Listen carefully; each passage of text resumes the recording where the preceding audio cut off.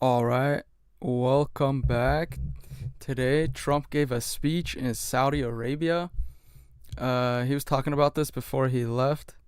It's supposed to be big announcements, and he also snubbed Israel, and he's having some tension with Netanyahu.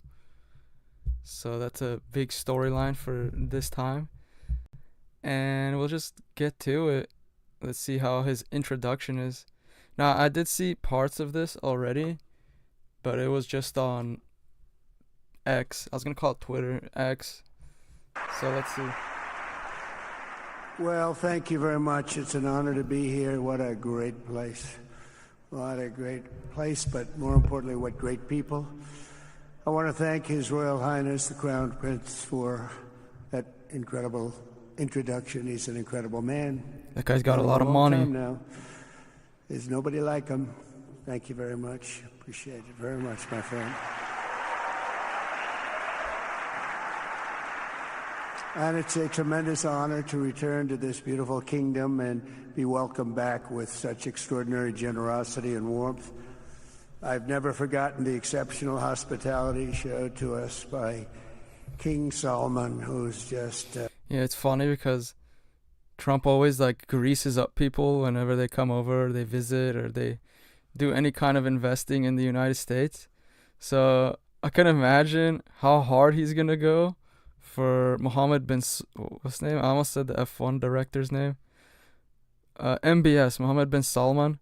Since he's in his hometown, they gave him this massive welcoming.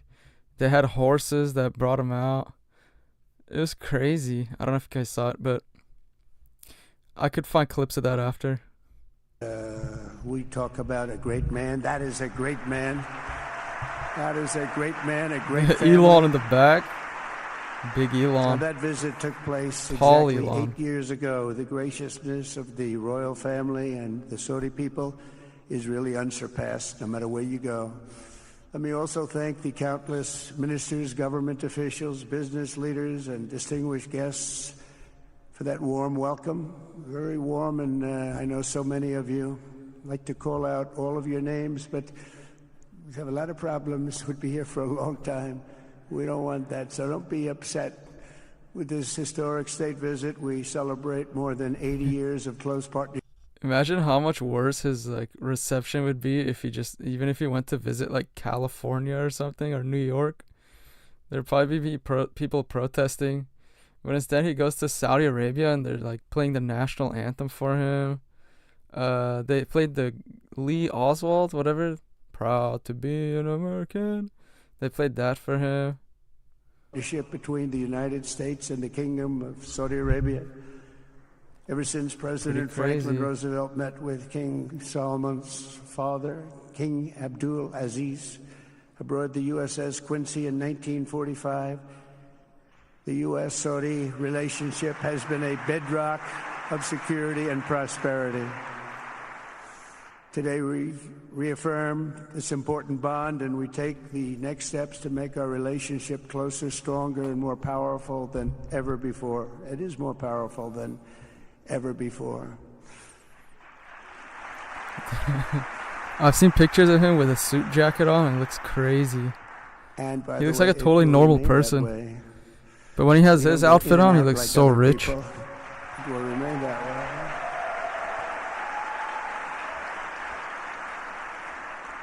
I've come this afternoon to talk about the bright future of the Middle East, but first let me begin by sharing the abundance of good news from a place called America. In less than 4 months, our new administration has achieved there's more Pete Hegseth. than most other administrations. He canceled all his trips to Israel, in too. 4 years or even 8 years. We've actually done, for the most part, more. The day I took office, we inherited. Thank you. Thank you. It's good. You can tell which one's the American. We inherited a colossal invasion on our southern border, an invasion like you'd never want to see here. Nobody should ever want to see it. But within weeks, we slashed illegal border crossings. I wonder how Saudi Arabia's illegal immigration is. They all probably get the death penalty. To an all-time low down 99.999%. Damn. That's good, even for this great gentleman standing right in front of me. That's a good number. We had... Damn, look at that palace in there. hundreds... Look at this palace. Look at this chandelier. Wow. Hundreds of thousands of people. They came in at the same time last year. And last month, we had, in this massive border, 3 people that got in. That's quite a difference. Yeah. And we have no choice but to get... It was completely open at one point. Now it's completely shut. shut. Not the best people. There's no in between anymore. In many cases, very bad people. We're getting them out. We're getting them out very fast. We're bringing them back to where they came from. We have no choice. After years of military recruiting, shortfalls, enlistments in the U.S. Armed Forces... I wonder if Trump's going to show off his new $400 million gift airplane. Because there is such an incredible spirit in the United States of America. We have tremendous spirit again.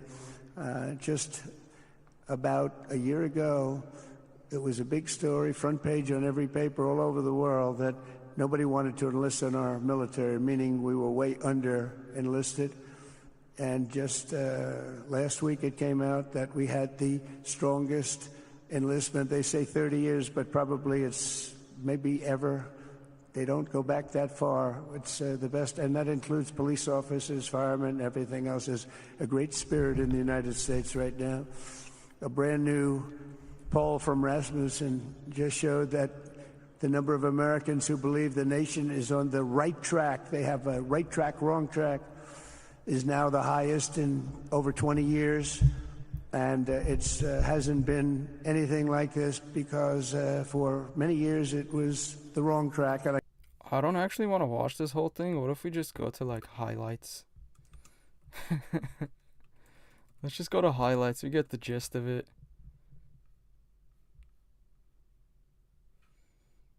51 minutes. How could that be in a highlight?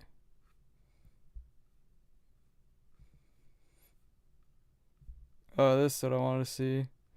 The arrival, the crazy, We're gonna get an ad?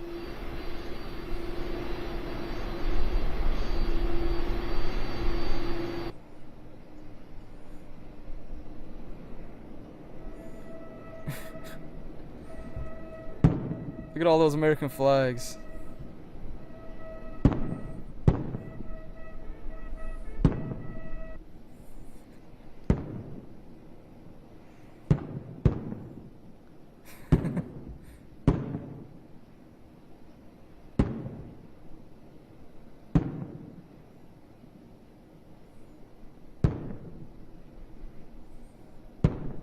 I kind of want to see what Biden looked like coming here.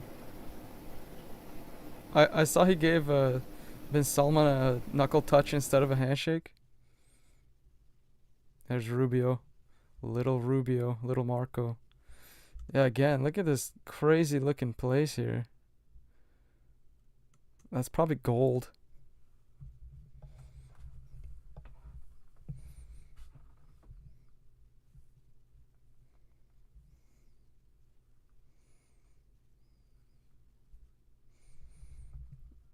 It's crazy. Yeah, if I was a politician, that's where I'd want to go. I'd want to be greeted in Saudi Arabia.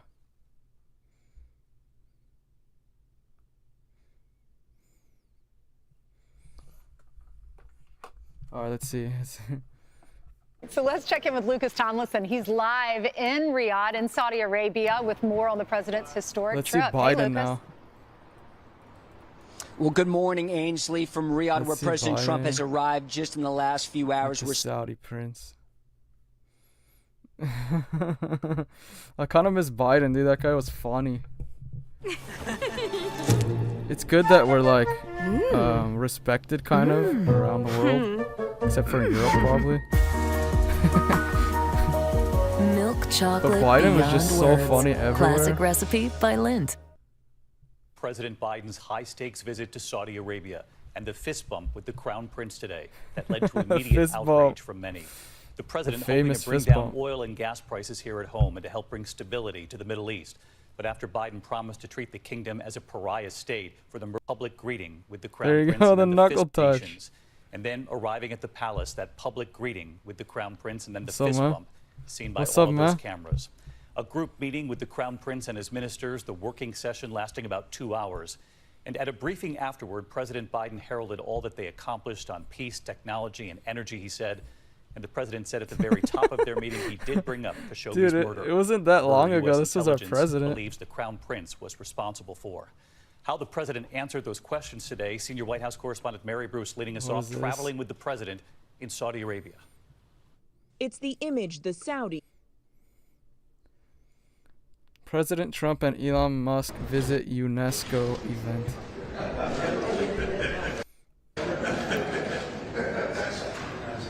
I'm just saying, man, the crown prince kind of reminds me of an American. If he didn't have his traditional outfit on, he had a suit jacket. Dude, he just looks like another dude that owns Beverly Hills.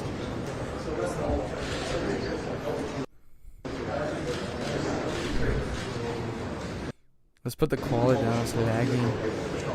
Oh, I have it on the highest. We don't need all that. There we go.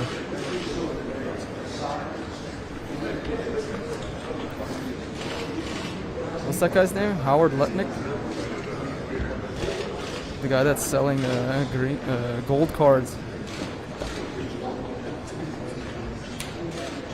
See, I'm just curious about all this architect. Like, what is this right here? What is this big golden city? Is that the whole city or something?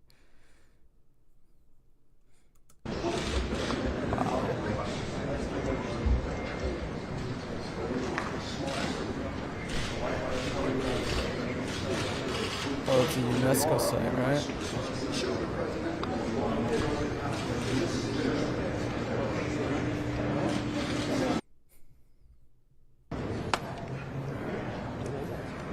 Again, look at this building. It kind of looks like the White House now, but minus the massive chandeliers.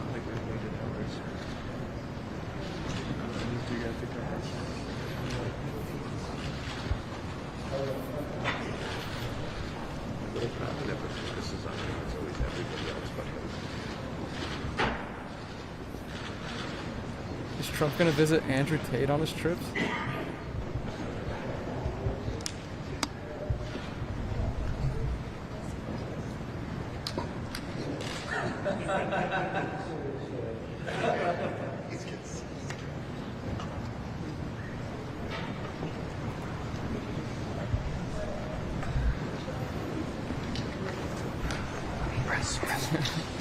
It's just one massive white room, and it's like partially empty. Everyone has like 500 feet space across from them, and then it's just the two leaders. بسم الله الرحمن الرحيم. This is where he falls asleep. سيدي صاحب السمو الملكي الأمير محمد بن سلمان بن عبد العزيز آل سعود ولي العهد رئيس مجلس الوزراء، فخامة الرئيس دونالد جي ترامب رئيس الولايات المتحدة الأمريكية، أصحاب السمو والمعالي، طاب مساؤكم بكل خير. In the name of Allah, the most gracious, the most merciful, Your Royal Highness Prince Mohammed bin Salman bin Abdulaziz Al Saud, Crown Prince and Prime Minister, the Honorable Look how tiny they look Donald compared J. to the Trump, room. President of the United States of America. Your Highnesses and Excellencies, warm greetings. نستأذنكم ببدء مراسم التوقيع على وثيقة الشراكة الاقتصادية الاستراتيجية بين حكومة المملكة العربية السعودية وحكومة الولايات المتحدة الأمريكية. With your permission, we shall now begin the signing ceremony of the strategic economic partnership between the government of the Kingdom of Saudi Arabia and the United States of America. So this is for Trump signs a $600 billion plan at the Saudi royal court in Riyadh. الأمير محمد بن سلمان بن عبد العزيز آل سعود ولي العهد رئيس مجلس الوزراء، ويتفضل بالتوقيع عليها أيضا فخامة الرئيس دونالد جي ترامب رئيس الولايات.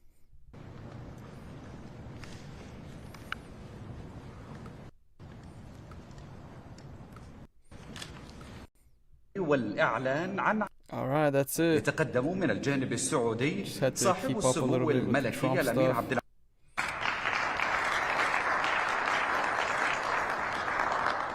يلي ذلك مذكرة نوايا بين وزارة